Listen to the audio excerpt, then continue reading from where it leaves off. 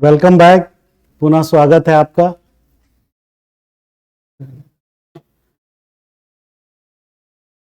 Test series UPSC या state public service commission दोनों के लिए उपयोगी है और इसका लेवल आईएएस को ध्यान में रख के, यूपीएससी को ध्यान में रख के बनाया गया है। आप इसके लेवल को फील करिए तो आपको लगेगा कि इस टाइप की टेस्ट सीरीज ही आपको चाहिए जो आपके ज्ञान का परीक्षण इस लेवल पे करे, ताकि आपके नीचे के लेवल के एग्जाम्स और सवाल को जो है समझने में दिक्कत ना आए। प्रीसा आईएएस करोल बाग नई दिल्ली की तरफ से आपका पुनः स्वागत। हमारा ऐप 1 तारीख तक आ जाएगा, उसको आप डाउनलोड करेंगे, वो हम बताएंगे। ग्रुप में इसको हम मेंशन करेंगे, आप उसकी के हिसाब से डाउनलोड करिएगा। मात्र 999 रुपया प्रति माह के दर से आप साल भर का कोर्स ज्वाइन कर लीजिएगा। तो ये मेरा दावा है कि 2/3 क्वेश्चंस, चाहे कोई भी स्टेट पब्लिक सर्विस कमीशन हो चाहे यूपीएससी हो, आना तय है। नहीं आएगा तो आपका 999 गुना जितना पैसा होगा वापस कर दिया जाएगा। और the IAS by the IAS, this is the tagline of प्रीसा आईएएस। तो हम बड़ी बड़ी बातें नहीं करने आए हैं, हम रिजल्ट देने आए हैं। और हमारा रिजल्ट पहले टेस्टेड है, जहां 42 में 32 लोगों को सिलेक्शन मिला था पीसीएस में। बाकी लोगों की तरह हंगामा खड़ा करना हमारा मकसद नहीं है। बाकी लोगों की तरह हंगामा खड़ा करना हमारा मकसद नहीं है। हमारी कोशिश है कि ये तस्वीर बदलनी चाहिए। जो इतने महंगे दामों पर शिक्षा का व्यापार फैला हुआ है, उसके बीच आप मात्र 999 रुपये प्रति माह पर आईएएस की तैयारी करा रहे हैं। तो टेस्ट सीरीज के क्रम में 13 क्वेश्चन हम लोग पॉलिटी पे देख चुके थे। 14वां क्वेश्चन पे आते हैं और ये कह रहा है, ये क्वेश्चंस मैंने खुद बनाए हैं, अपने से डिराइव किए हैं, सोचिए। और इसका लेवल देखिए, एक एक क्वेश्चन बनाने में 8 से 10 मिनट लग जाता है। तो ये कह रहा है कि निम्न कथनों पर विचार करिए। क्या?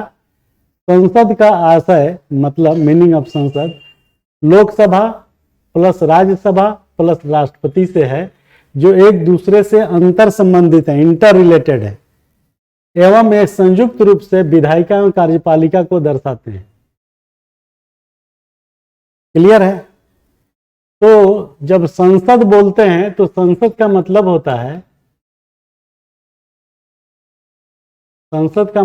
है लोकसभा, राज्यसभा एवं भारत के प्रेसिडेंट, तीनों से मिलकर बनाई गई सामूहिक व्यवस्था, जो व्यवस्थापिका और कार्यपालिका को क्रियान्वित करती है। तो संसद जब भी पूछेगा कि व्हाट इज संसद, संसद में कौन कौन अंग शामिल है, तो आप खाली लोकसभा और राज्यसभा मत लिखिएगा। लोकसभा प्लस राज्यसभा प्लस राष्ट्रपति, तीनों को मिला के संसद कहलाता है। और ये ज्वाइंट, ये संसद जो है, तीनों से मिलने के बाद संयुक्त रूप से विधायिका एवं कार्यपालिका को दर्शाते हैं। विधायिका मतलब जहां पे कानून का निर्माण होता है, जहां कानून बनता है। पूरा संसद, लोकसभा और राज्यसभा अलग अलग है, तो जहां पे कानून का निर्माण किया जाता है, बनाया जाता है। और कार्यपालिका क्या हुआ? सरकार, मोदी गवर्नमेंट।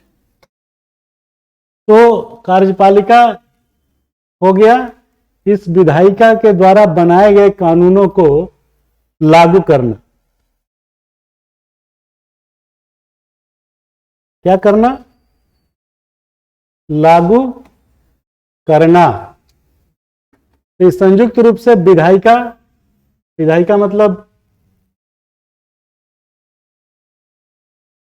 विधायिका मतलब लेजिस्लेचर, कानून बनाना, कार्यपालिका जो क्रियान्वित करता है। तो ये सेंटेंस बिल्कुल सही है। क्लियर है? ये सही है। दूसरा कह रहा है कि राजनीतिक एवं सिविल कार्यपालिका के प्रति मंत्री परिषद उत्तरदायी होती है तथा विधायिका न्यायपालिका के प्रति उत्तरदायी होती है। ये मैंने जानबूझ के कंफ्यूजन क्रिएट किया है ताकि आपका दिमाग 360 डिग्री सोचने पे मजबूर हो जाए। अब देखिए, राजनीतिक और सिविल कार्यपालिका में क्या अंतर है? तो राजनीतिक कार्यपालिका वो है जो मंत्री मंडल है, जिसको मंत्री जिसमें कैबिनेट से लेकर के और नीचे राज्य मंत्री तक आते हैं। मंत्री परिषद जिसे कहते हैं, मंत्रिमंडल में मंत्री परिषद, काउंसिल ऑफ मिनिस्टर्स। तो काउंसिल ऑफ मिनिस्टर्स में, council of minister, council of ministers में क्या क्या आता है? मंत्री परिषद में कैबिनेट रैंक के मंत्री, state minister, UP Bihar Kerala Karnataka वाला स्टेट नहीं भाई, स्टेट राज्य मंत्री, स्वतंत्र प्रभार, इंडिपेंडेंट चार्ज, और तीसरा ये राज्य मंत्री स्वतंत्र प्रभार, तीसरा खाली राज्य मंत्री, और एक उप राज्य मंत्री भी कोई कोई बना दिया जाता है। तो जब कैबिनेट की मीटिंग होती है तो ये स्टेट मिनिस्टर जो राज्य मंत्री है, इंचार्ज है, इसको भी बुलाया जाता है बशर्ते कि उससे रिलेटेड कोई सब्जेक्ट डिस्कस करना हो, अदरवाइज नहीं बुलाया जाता। जो बोलते हैं कैबिनेट की मीटिंग बुलाई गई है तो उसमें 20-18 थे पहले, अब तो बढ़ गए हैं, तो उतने मिनिस्टर्स को ही बुलाया जाता है। और राज्य मंत्री स्वतंत्र प्रभार को तब बुलाया जाएगा जब उसके विषय, उसके मंत्रालय से विषय का कोई मामला होगा तो बुलाया जाएगा। और राज्य मंत्री और उप राज्य मंत्री तो कभी जीवन में नहीं बुलाए जाते। कैबिनेट है भाई, कैबिनेट का मतलब ही होता है पावरफुल ग्रुप ऑफ मिनिस्टर्स। तो समझ गए आप? तो राजनीतिक कार्यपालिका क्या हो गई? ये पूरी मंत्री परिषद। और सिविल कार्यपालिका क्या हो गई? आप मतलब अरविंद केजरीवाल साहब वाली आप नहीं, मतलब आप जो आईएएस बनेंगे, पीसीएस बनेंगे, एसडीएम बनेंगे, तो आप क्या कहलाएंगे? सिविल कार्यपालिका, सिविल एग्जीक्यूटिव। तो सिविल एग्जीक्यूटिव अस्थाई होती है, परमानेंट होती है। अब आप नौकरी में आए हैं तो भाई 60 साल तक तो रहेंगे ही, आप चले जाएंगे कोई और आ जाएगा। तो ये कभी भंग नहीं होती। ये तो सरकार चलाने की एक मैकेनिज्म है जो हमेशा बनी रहती है और बनी रहनी चाहिए भी। तो समझ में आ गया? राजनीतिक कार्यपालिका और सिविल कार्यपालिका के प्रति मंत्री परिषद उत्तरदायी होती है। अब देखिए, मंत्री परिषद जो हमने काउंसिल ऑफ मिनिस्टर बोला, तो कैबिनेट जो है सिविल कार्यपालिका के प्रति कैसे उत्तरदायी होगी? हो ही नहीं सकती। आप तो उसके अंडर में होते हैं ना। अंडर में कैसे होते हैं आप? क्योंकि नियम बना करके वहीं भेजता है और आपको कहा जाता है इंप्लीमेंट करिए, और आप जनता का तरफ से चुन के आए हुए हैं, तो आपका दर्जा हमेशा ऊपर है। तो राजनीतिक एवं सिविल कार्यपालिका में राजनीतिक कार्यपालिका ऊपर होती है और सिविल कार्यपालिका उसके नीचे होती है। तो ये कह रहा है कि राजनीतिक और सिविल के प्रति मंत्री परिषद उत्तरदायी होती है। गलत। मंत्री परिषद जो है कार्यपालिका के प्रति उत्तरदायी नहीं होती, चाहे राजनीतिक हो चाहे सिविल हो। वो किसके प्रति होती है? सदन के प्रति। विधायिका, लोकसभा, मोदी सरकार जो काउंसिल ऑफ मिनिस्टर हैं, वो किसके प्रति जिम्मेदार हैं? सदन, संसद, लोकसभा के प्रति, न कि राज्यसभा के प्रति, न कार्यपालिका के प्रति, तथा विधायिका न्यायपालिका के प्रति। ये गलत है टोटल। सिविल, तीसरा है सिविल कार्यपालिका परमानेंट एवं न्यायपालिका के प्रति उत्तरदायी है। इतना तो ठीक है, bureaucracy, civil government, civil servant जो है, कार्यपालिका, सिविल कार्यपालिका परमानेंट होती है, बात सही है। लेकिन न्यायपालिका के प्रति उत्तरदायी है, ये गलत है। क्यों गलत है? क्योंकि सिविल कार्यपालिका भी अप्रत्यक्ष रूप से मंत्री परिषद के प्रति, काउंसिल ऑफ मिनिस्टर के प्रति उत्तरदायी होती है, जो अंततः सदन के प्रति उत्तरदायी होता है। तो न्यायपालिका के प्रति अकाउंटेबिलिटी नहीं है, बल्कि किसके प्रति है? मंत्री परिषद के प्रति। और मंत्री परिषद जो होता है वो सदन के प्रति, डायरेक्टली हम विधायिका के प्रति या सदन जिसको बोलते हैं, लोकसभा बोलते हैं, उसके प्रति नहीं होते। चौथा कह रहा है कि राष्ट्रपति की विधायी शक्तियां वस्तुतः कार्यपालिका के हाथ में ही निहित होती है। ये गलत है। राष्ट्रपति जो कानून बनाते हैं वो कार्यपालिका के हाथ में नहीं निहित है, बल्कि व्यवस्थापिका के हाथ में निहित है, लेजिस्लेशन। अब देखिए कितना कंफ्यूजन है इसमें। एक बच्ची कल हमसे पूछने लगी कि हम इतना पढ़े हैं, 2 कोचिंग कर लिए, हम क्वेश्चन जब आता है तो घूम जाते हैं। 2 साल से तैयारी कर रही है, तो हमने उसको 2-4 क्वेश्चन दिए तो कह रही ये तो और गुरु है, ये क्वेश्चन ये तो और नहीं समझ में आ रहा है।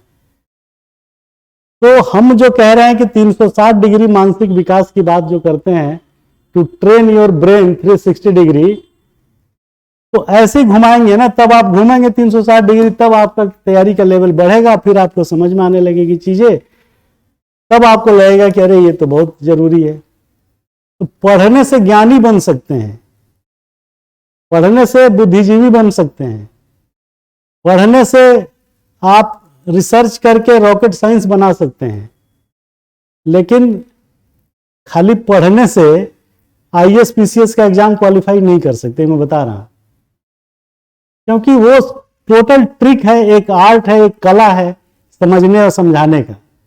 जब समझाने वाला ही इनकॉम्पिटेंट तरीके से समझा रहा है, वो समझा रहा है आपको पीएचडी स्टूडेंट बनाने के लिए, तो कैसे समझिएगा? आपको तो टू द पॉइंट ऐसे बताना है, और ये पता होना चाहिए फैकल्टी को कि किस टाइप का क्वेश्चन जो है एग्जाम में आने वाला है, और कौन सी बारीकियों पे डिफरेंशिएशन होता है, जो हमने इसमें बताया।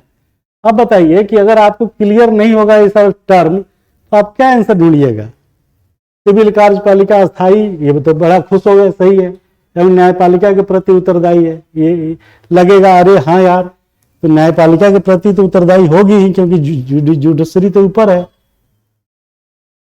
तो दूसरी चीज जो है इसमें थोड़ा गैप है, तो समझने के लिए हमने बता दिया आपको। एक एक शब्द को ढंग से नहीं पढ़िएगा तो कुछ नहीं होगा, और जब ढंग से पढ़िएगा और जब मनन करके आपको तैयारी कराई गई होगी, तब आप इसे जो है सेलेक्ट करिएगा।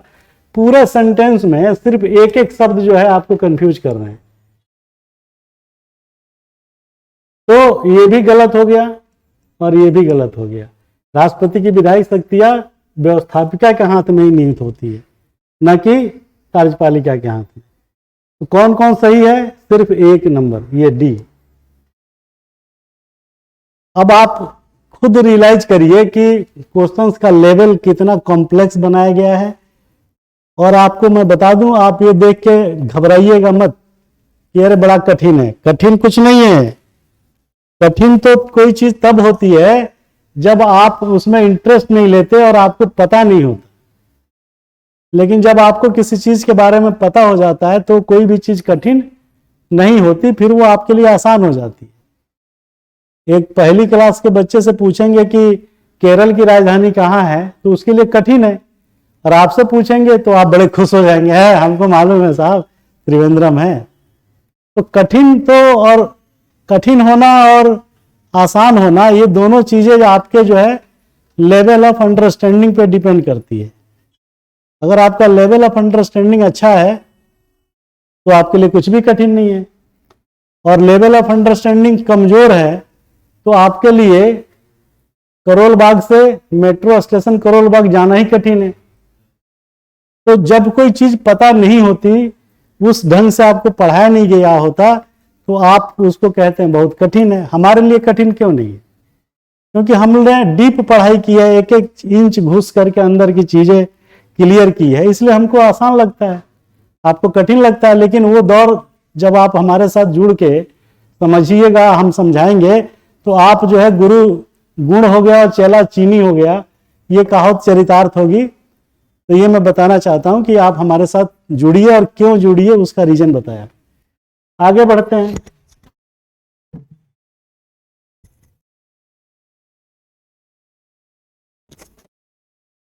ये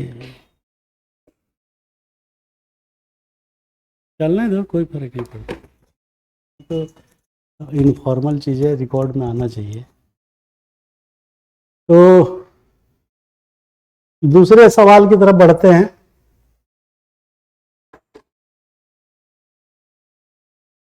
क्वेश्चन नंबर 15।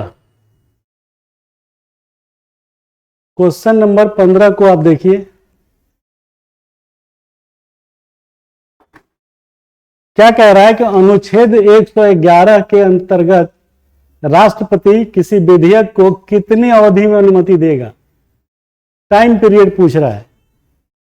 जब राष्ट्रपति महोदय को कोई बिल, कोई अधिनियम, कोई कानून बनने का प्रस्ताव, बिल जिसे बोलते हैं, लोकसभा राज्यसभा से पास हो जाता है, तो वो राष्ट्रपति की अंतिम मंजूरी के लिए, सिग्नेचर के लिए भेजा जाता है। तो यही कह रहा है कि वो कितनी अवधि में अनुमति देगा। 111 के तहत क्या क्या टाइम पीरियड है? 14 दिन, 6 महीना, यथाशीघ्र, अगले सत्र के शुरू होने से पहले। अब बहुत मिलता जुलता है। 14 दिन तो धन विधेयक में है, ये बात सही है, लेकिन यहाँ पे ये गलत हो गया। 6 माह ये भी गलत है, ऐसा कुछ नहीं है। और यथाशीघ्र पे आते हैं, डी अगले सत्र के शुरू होने से पहले, ये भी गलत है, ऐसा कुछ नहीं है। अनुच्छेद 111 में लिखा है यथाशीघ्र। क्या लिखा है? यथाशीघ्र, माने जितनी जल्दी से जल्दी हो सके, यही हुआ इसका मतलब। जब संविधान में बाबा साहब ने लिख दिया यथाशीघ्र, तो क्या उस समय उन्होंने सोचा होगा कि यथाशीघ्र को क्वांटिफाई नहीं किया है? क्वालिटेटिव है, गुणात्मक शब्द है, क्वांटिटेटिव नहीं है, मात्रात्मक नहीं है। तो मात्रात्मक जब नहीं है तो ये आपके लिए कुछ और मीनिंग रिफ्लेक्ट करेगा और हमारे लिए कुछ और करेगा, माननीय राष्ट्रपति के लिए कुछ और करेगा। क्योंकि उसमें तो लिखा है भैया जितना जल्दी हो सके। उसमें ये तो कहा नहीं है कि 14 दिन, 6 महीना या अगले सत्र शुरू होने से पहले। तो व्हाट डज इट मीन यथाशीघ्र? एज सुन एज पॉसिबल, जितनी जल्दी हो सके उतनी जल्दी। तो यहीं पे लोचा है। लोचा क्या है इसमें कि राष्ट्रपति के पास जब बिल चला जाता है तो यथाशीघ्र देंगे, तो यथाशीघ्र की डेफिनेशन नहीं है। तो आप पूछते हैं कि हुजूर बिल पे साइन कर दीजिए ताकि कानून बन जाए, तो क्या बोलते हैं? अगर उनको यथाशीघ्र का मतलब ठीक से अपने पक्ष में लेना हो तो कहेंगे अरे भाई क्यों हल्ला कर रहे हो, अभी तो 30 दिन हुआ आए हुए, देख रहा हूं बहुत काम है। फिर आप 2 महीने बाद फोन किए कि हजूर वो भेज दीजिए, बड़ा बर्निंग टॉपिक है, और उनकी मंशा नहीं है कि वो कानून बने। तो कहेंगे यार हल्ला क्यों कर रहे हो यार, बार बार फोन मत करो, हम दे रहे हैं ना तुमको अनुमति या रिजेक्शन, जो भी है। रिजेक्शन तो दे नहीं सकते, अनुमति देना बाध्यकारी है। 14 दिन धन विधेयक में और यथाशीघ्र दूसरे नॉन मनी बिल में। तो इसी का वो फायदा उठाते हैं। ऐसा फायदा ज्ञानी जैल सिंह साहब ने 1986 में भारतीय डाकघर संशोधन अधिनियम में किया, पहली बार। उन्होंने कहा कि दे रहा हूं यार, हल्ला मत करो यार तुम लोग। तो आप कहेंगे साहब 5 महीना हो गया। बोले तो क्या हो गया, दे रहा हूं ना। फिर अगले 7वें महीने में आपने पूछा, सचिवालय ने, लोकसभा सचिवालय पूछेगा प्रेसिडेंट के सचिवालय से, अरे यार वो फाइल भेजी थी क्या हुआ? तो उनका सचिवालय कहेगा वो साहब के पास पड़ा है, तो जरा बोल दो ना कि जल्दी निकाल दो फाइलवा। तो बोलेगा तब भी कहेंगे कह दो कर रहा हूं ना। इसी का फायदा उठाया था ज्ञानी जैल सिंह ने कि इसमें टाइम पीरियड नहीं है। अब आप सोचते रहिए, वो 5 साल रखे रह सकते हैं, कोई वो 5 वर्ष आपके टेन्योर खत्म होने तक भी नहीं साइन करेंगे, आप कुछ नहीं करिएगा। क्योंकि संविधान ने उनको राइट दिया अनुच्छेद 111 कि यथाशीघ्र अनुमति देगा। व्हाट यथाशीघ्र, as soon as possible, quantify नहीं है तो उन्होंने कहा 4 साल घुमा दो। वो बात अलग है कि चेक एंड बैलेंस के लिए आप उनके खिलाफ महाभियोग लगाएं, तो महाभियोग लगाना इतना आसान नहीं है। इम्पीचमेंट, उनको हटाने के लिए महाभियोग की प्रक्रिया आगे पढ़ेंगे, तो आप महाभियोग भी नहीं लगा सकते क्योंकि एक फाइल ही तो है, बाकी तो सब निकली जा रही है। तो ये क्वेश्चन प्री में ऐसे आता है और मेंस में आता है कि अनुच्छेद 111 के तहत राष्ट्रपति को प्रदत्त शक्तियां क्या किसी वीटो शक्ति से कम है? वो वीटो शक्ति का भी बाप है वो। और आपको संविधान जब पढ़ेंगे भारत का संविधान में, तो उसमें ये वर्ड लिखा है और यकीन मानिए आप इसको पकड़ नहीं पाइएगा। फिर पूछेगा कि अनुच्छेद 111 के तहत राष्ट्रपति को प्रदत्त शक्तियां की यथाशीघ्र बिल पर अनुमोदन देंगे, क्या इसका आशय यह है कि ये उनकी जो है हिगमोनी को रिफ्लेक्ट करता है? क्या उनकी तानाशाही रवैये को रिफ्लेक्ट करता है? क्या उनके जो है वीटो पावर को रिफ्लेक्ट करता है? अब आपको जो समझना है समझिए, वो देगा नहीं भाई, सीधी सी बात है। जब उसकी इच्छा नहीं है, क्योंकि रिजेक्ट करके भेज नहीं सकता, रिजेक्शन की पावर नहीं है, क्योंकि लिखा है कि राष्ट्रपति मंत्री परिषद की सलाह पर काम करेगा। तो सलाह दिया कि भैया भेज रहे हैं, ये उसे एनिमल हस्बेंड्री से रिलेटेड है, ये बिल जा रहा है, जरा देख लेना, कर देना। उनकी मंशा अगर उस बिल पे नहीं है तो वो पूरा 5 साल आप घूमते रहिए, कुछ नहीं होगा।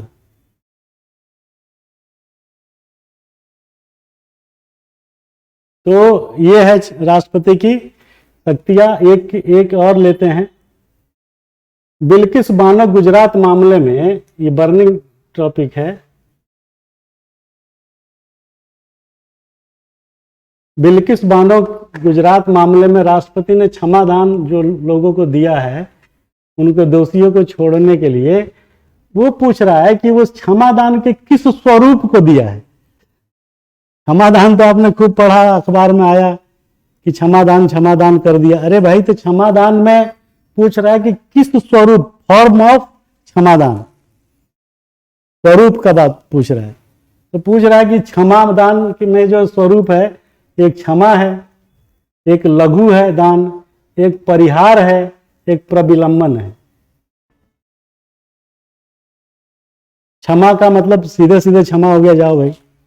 लघु दान का मतलब है कि 10 साल की सजा थी, उन्होंने घटा के 3 साल कर दिया, ये भी एक क्षमा का स्वरूप है। भाई अब आपको 10 साल के बजाय 3 साल रहना पड़ेगा। क्षमा मतलब जो भी दंड था उसको माफ कर दिया, जा। और उनकी इस शक्ति को सर्वोच्च न्यायालय में आप उठा नहीं सकते, उस पर कोई जो है कंप्लेंट दायर नहीं कर सकते, और ना ही सर्वोच्च न्यायालय को भी ये पावर नहीं है कि उनके द्वारा उठाए गए इस शक्तियों का समीक्षा कर सके, उसको भी पावर नहीं, एब्सोल्यूट अथॉरिटी। तो शांता, तुम मर्डर करके आ जाओ दर्जनों, और उसके बावजूद अगर तुमको जीवन भर की सजा हो गई या मृत्यु दंड की सजा हो गई, तो आप देखिए राष्ट्रपति को कितनी अनंत अथाह अपरिसीमित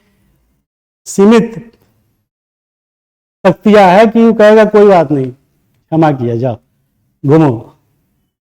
बिल्किस बानो केस में ही हुआ है, कई लोगों को मारा गया, उसमें रेप किया गया, उनकी दोषियों को 14 साल या जीवन भर की सजा हुई है, उसमें 10-11 साल वो जेल में काट चुके थे, और उसको उठा के परिहार कर दिया कि जितनी हो गई यार, घर जाओ तुम। परिहार, ये लघु दान करता तो उसमें पीरियड घटता, तो उसने पूरा ही छोड़ दिया। वो है परिहार, कि जो सजा बाकी बची हुई है उसको छोड़ देना, जितना काट लिए तुम काट लिए, बाकी छोड़ो यार, परिहार। ये क्षमा का मतलब होता है 100%। जेल गया भी नहीं है या जेल का सजा सुना दिया गया, उसने पिटीशन फाइल कर दिया। क्षमा बेसिकली ये मृत्यु दंड के केस में है ज्यादातर, जेल के केस में ये बाकी है। आपको मृत्यु दंड की सजा सुना दी गई, तो ये तो आप कहेंगे नहीं कि भैया पहले मृत्यु दंड दे दो तब क्षमा के लिए अप्लाई करेंगे, ऐसे नहीं ना होगा। अप्लाई तो पहले ही होगा क्षमा का, सॉरी, जैसे ही उसको तारीख मुकर्रर होगी कि आपको सजाए मौत दी जा रही है फांसी पे, और उसका डेट तिथि आपको कम्युनिकेट किया जाएगा, तो आप तुरंत उस पीरियड से पहले पहले हजूर को हाथ पैर जोड़ेंगे ना। और वो जो क्षमा के लिए आपके तरफ से कोई जाएगा, आप नहीं जाएंगे, आप अपराधी है चूंकि, तो आपकी बात राष्ट्रपति नहीं सुनेंगे, चूंकि आपको वहां जाने की अनुमति भी नहीं है। वो आपके बिहार पे कोई और एनजीओ, आपके माँ बाप जो जिसको भी क्षमा मांगना है कि मृत्युदंड न दिया जाए, क्षमा कर दिया जाए, तो वो जाएगा। तो लघुदान ये हो गया, परिहार जो बचा है वो कर दिया। प्रविलंबन का मतलब होता है कि जो सजा मिली है उसको थोड़ी देर के लिए रोक देना। चलो देखते हैं अभी। तो ये बारीकी को ध्यान रखिएगा कि किस स्वरूप को राष्ट्रपति ने बिल्किस बानो को दोषियों को छोड़ने में प्रयुक्त किया। तो मजा आ रहा होगा आपको, क्योंकि ये बहुत ही रिलेवेंट और बहुत ही बर्निंग टॉपिक है।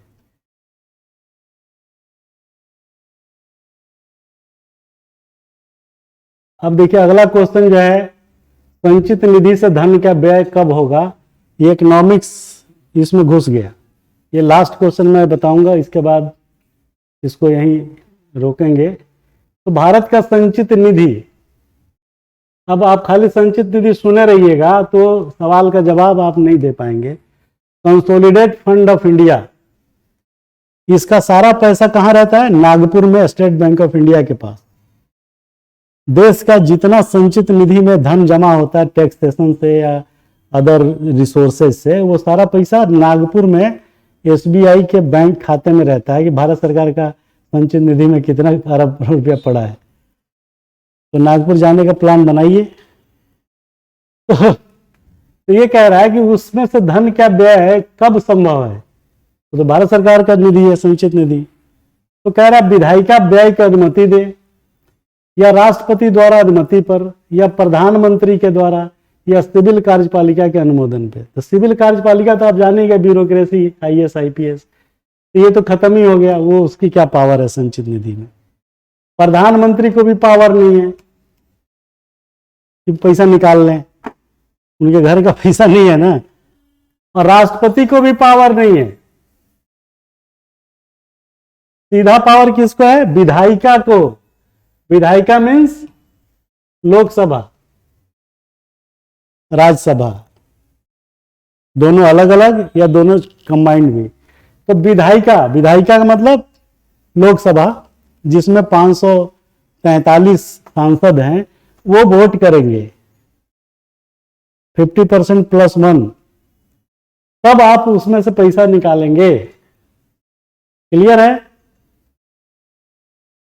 तो इसको हम यहीं पे रोकते हैं टेस्ट सीरीज को, और हमारे दूसरे मित्र फैकल्टी आ गए हैं, उनको मौका देते हैं कि आगे की क्लास वो कंटिन्यू करें, इस उम्मीद के साथ कि आप ज़्यादा से ज़्यादा प्रीसा आईएएस का अपने सामाजिक समूहों में, दोस्तों में प्रचार करिए, क्योंकि ये भारत का मुझे लगता है कि पहला कोचिंग इंस्टीट्यूट है जो आईएएस अधिकारियों के द्वारा चलाया जा रहा है, और दूसरा मात्र 999 रुपया प्रति माह पे। तो मस्त रहिए, खुश रहिए, आबाद रहिए, और